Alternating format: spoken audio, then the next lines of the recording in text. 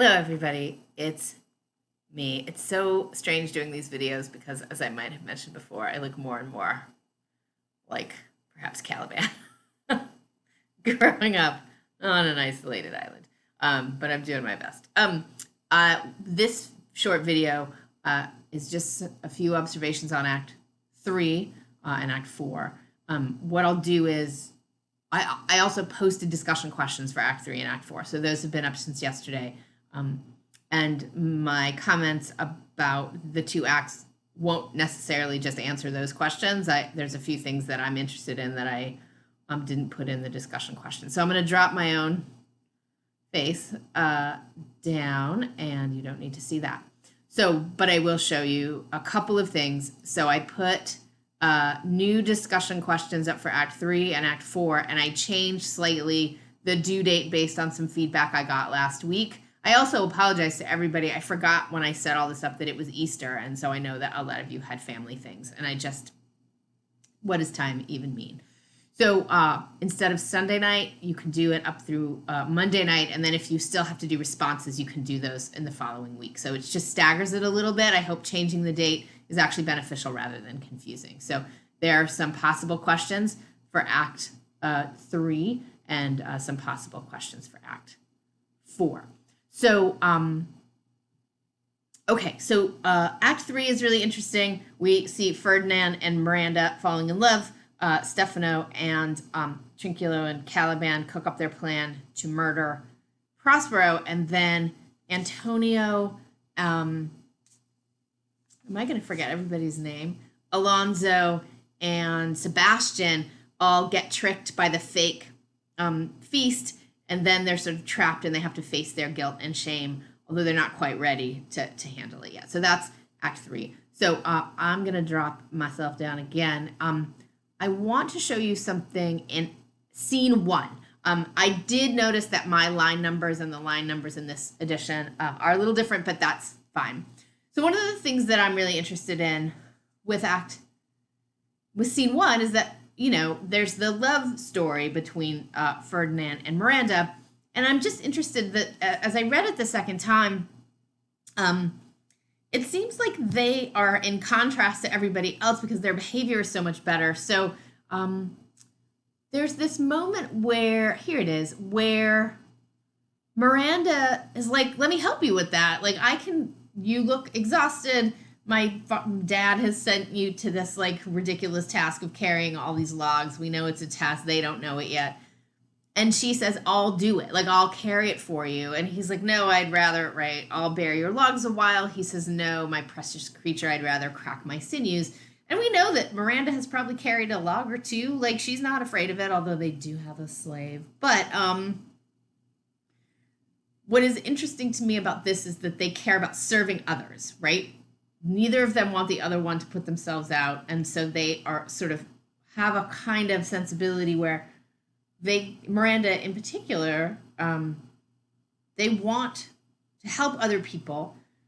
In this scene, Ferdinand also says, I'm king, but I don't want to be. He's king because he thinks his father is dead, but he doesn't want it, right? He doesn't want power like everybody else. He really wants to serve Miranda. He wants his dad to be alive. So that's two interesting things about them. And toward the end of the act, we see, again, that what they care about. Here's the line. I am in my condition a prince, Miranda. I do think a king. I would not so. And would no more endure this wooden slavery than to suffer the flesh fly below my mouth, right? So, like, he doesn't want to be king, unlike everybody else. And they both care about loyalty and dedication and service. And so they, even though it's also like a sweet young love story, their personalities are kind of better than everyone else's. Okay. And then they swear to marry each other, which again is about dedication to ideals and not just an individual, right? Because they're so good. Okay. So that's Scene 1. I do have some passages also from Scene 2. Sorry, I'm switching back and forth. I thought I had these all set up. Aha. Okay. Scene 2, we're back with Trinculo and Stefano and Caliban, Ariel is able to get them to turn on each other because they lack loyalty. All he does is whisper that Elias and trick them into thinking the other one is disloyal. And around the line where, well, here's some torture, right? Bite him to death, I prithee.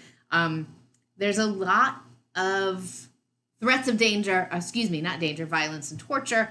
And here's where Caliban's like, hey, I've got an idea. I told thee before I am subject to a tyrant, a sorcerer, that by his cunning hath cheated me of the island, right? And so Caliban still thinks the island was his, Prospero stole it, which kind of is probably true.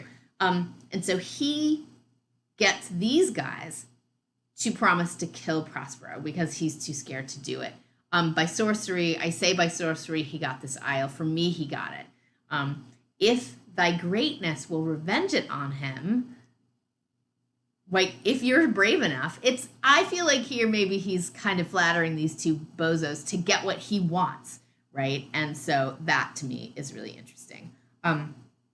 Because he is cast as this sort of weak and helpless creature, but he's clearly not, and maybe he is using cunning in a way that perhaps is not unlike Prospero's cunning. There's also an unfortunate Miranda as pawn again in this scene, because one of the ways this is so violent, right? He sleeps and you can bash his skull in, we'll stab him a bunch. You have to get his books. This is so boring that I'm scrolling like this. He promises Miranda as another reward to Stefano. Like, Miranda is unfortunately just a pawn. I mean, she's an awesome character, but everybody else treats her like a pawn in order to get what they want. Right, monster, I will kill this man, his daughter, and I will be king and queen. So this is a problem, obviously. Okay, the last thing that I want to talk about in this scene, besides the fact that Caliban is cunningly using these two and their ambition against them, everybody keeps torturing everybody else to get what they want, is... Now, forgive all of my scrolling. Okay. This is a really interesting speech to me, right? Ariel's been freaking them out with sounds and things, and Caliban pauses and says, "Be not afeard, the isle is full of noises, sounds and sweet airs that give delight and hurt not." This is this weird moment to me where Caliban admits to a desire for things that don't hurt and a response to things that are beautiful, right? This is this interesting, a lot of people talk about this play as having a lot to do with what art is for. And so he says, "Be not afeard, the isle is full of noises, sounds, and sweet airs that give delight and hurt not.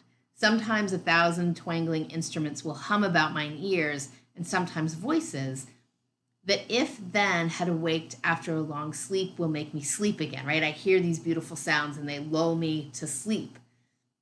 "And then in dreaming, the clouds methought would open and show riches ready to drop upon me. And when I waked, I cried to dream again."